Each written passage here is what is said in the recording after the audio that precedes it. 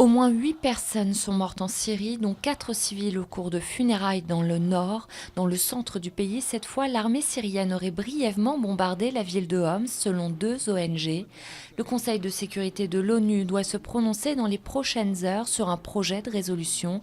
Objectif, l'envoi d'observateurs pour surveiller le cessez-le-feu entré en vigueur jeudi.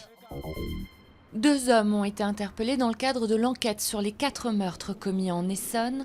D'après le Parisien.fr, le premier serait âgé de 33 ans et aurait été arrêté à la sortie de son domicile. Les enquêteurs recherchaient le ou les auteurs de 4 homicides sans lien apparent. Après la Bastille à Paris et le Capitole à Toulouse, Jean-Luc Mélenchon a réuni ses sympathisants sur la plage du Prado à Marseille. Selon les organisateurs, 120 000 personnes étaient venues encourager celui qui est toujours au coude à coude avec Marine Le Pen.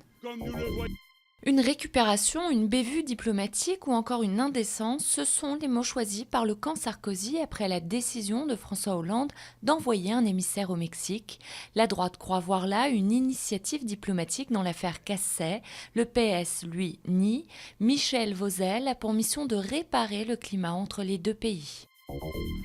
Les vacances de Pâques ont commencé pour la zone C et les stations de ski espèrent attirer du monde. C'est le cas à La Plagne, en Savoie, où il a encore neigé la semaine dernière. De quoi faire des heureux, d'autant plus qu'en cette fin de saison, le prix des forfaits et du matériel sont moins chers.